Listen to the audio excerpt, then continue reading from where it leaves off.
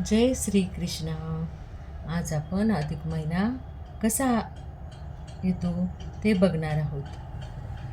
भगवान विष्णू म्हणाले की सूर्याच्या गतीवरून सौरसाल आणि चंद्राच्या गतीवरून चांद्रवर्ष अशा दोन्ही प्रकारची कालगणना या पृथ्वीवर चालू आहे. परंतु या दोन कालगणनेत दरवर्षी सुमारे 11 दिवसाचा फरक पडतो. तो फरक दूर करून 2-3 वर्षांनी चांद्रमास एका अधिक महिन्याची भर शास्त्रकारांनी घातली आहे. हा अधिक मास म्हणजे दर 3 वर्षांनी एकदा येणारा. या 12 महिन्यात 13वा एक असा विशेष महिना आहे. त्याचा महिमाही विशेष असाच आहे, कारण या महिन्यात सूर्य कोणत्याही राशीचे संक्रमण करीत नाही. सूर्य हा प्रत्येक महिन्यात एका राशीचे संक्रमण करतो, तर चंद्र हा प्रत्येक महिन्यात 27 नक्षत्रे भोगीत असतो. अशा रीतीने दरवर्षी त्याच्या गतीत सुमारे 11 दिवसाचा फरक पडतो. आणि मग दर 3 वर्षांनी या कालगणनेचा मेळ घालण्यासाठी ज्या महिन्यात सूर्यसंक्रांत येत नाही तो विशिष्ट महिना म्हणजे अधिक मास म्हणून पाडला जातो. सूर्यसंक्रांत नसलेल्या त्या चांद्र अधिक मासात वातावरणात विशिष्ट प्रकारचा बदल होतो. ग्रहण काळाप्रमाणे वातावरण गढूळ मलिन बनते, म्हणून त्या महिन्याला मलमास हे नाव दिले. या मलमासात कोणतेही मंगलकार्य करू नये, फक्त पुण्यकृत्ये करावी. त्यायोगे आपले आरोग्य आणि मानसिक समाधान टिकून राहते. आपली प्रकृती आणि परिस्थिती पाहून प्रत्येक स्त्रीपुरुषाने या मलमासात कोणकोणती व्रते, नियम वगैरे पुण्यकर्मे यथाशक्ती करावी ते आता थोडक्यात सांगते.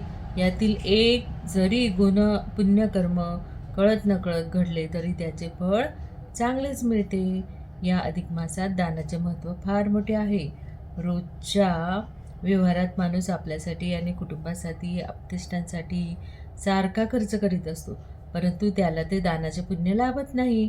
म्हणून निदान या महिन्यात तरी सत्पात्री ब्राह्मणाला काही वस्तू, वस्त्रे आणि अन्न दान दिले पाहिजे. ते दान प्रत्यक्ष भगवंताच्या चरणी अर्पण होत असते, कारण ब्राह्मण हे भगवंताचे मुख आहेत असे पुराणात सांगितलेले आहे. पूर्वी कृतयुगात ऋषीमुनी आणि ब्राह्मण पंडित अरण्यात तपोवनात राहून विश्वकल्याणाचे चिंतन करीत, अनेक विज्ञानशास्त्राचा शोध लावीत, प्रयोग करीत स्वतः राजे लोक त्या ठिकाणी जाऊन त्यांच्या उदरनिर्वाहाची काळजी घेत असत. त्रेतायुगात मग ऋषीमुनी आणि पंडित ब्राह्मण राजवाड्यात स्वतः जाऊन राजाकडून आपल्या इच्छित कामना पूर्ण करून घेत असत.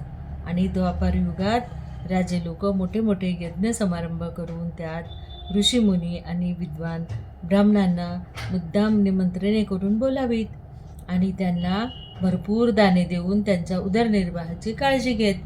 आता मात्र कलियुगात ब्राह्मणांनी आपला आचारधर्म सोडला.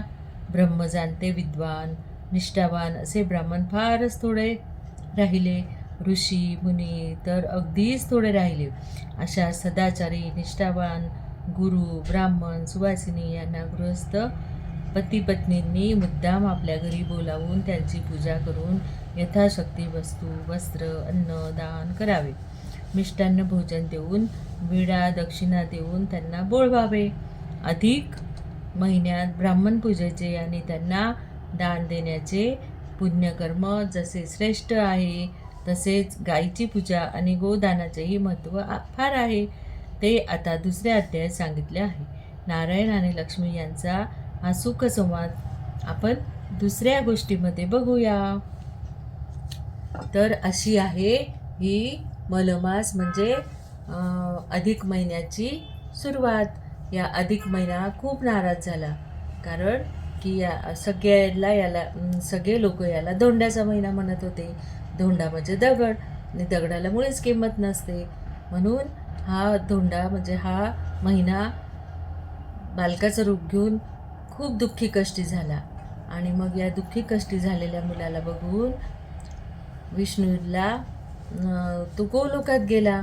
आणि गोलोकामध्ये गेल्यानंतर मग विष्णूंना या बालकाची खूप दया आली आणि मग त्यांनी सांगितलं की या आजपासून हा धोंड्याचा महिना नाही राहत, मलमास नाही राहणार, तर याला पुरुषोत्तमाचं तेज मिळालं आहे या महिन्याला. आणि या पुरुषोत्तमाच्या तेजाने सगळे लोक थोडं पुण्य केलं तरी त्यांना खूप मोठं फळ मिळणार आहे. असा हा पवित्र महिना आहे अधिक मास. कारण भगवंतानी या महिन्याचा स्वीकार केला आणि पुरुषोत्तम मास म्हणून आपण या अधिक महिन्याला कृष्णाची भक्ती आपण केली पाहिजे. कृष्णाची भक्ती, सत्पात्री दान, ब्राह्मणाला दान, आणि 33 दिवसाचा असल्यामुळे 33 कोटी देव असतात आणि म्हणून 33 वस्तूंचं वाण, 33 दिवे याचं खूप या महिन्यामध्ये महत्त्व आहे. तसंच तीर्थस्नान आणि गोदान, अन्नदान याला पण खूप महत्त्व आहे. असा हा अधिक महिन्याची आपण रोज एक एक गोष्ट बघूया.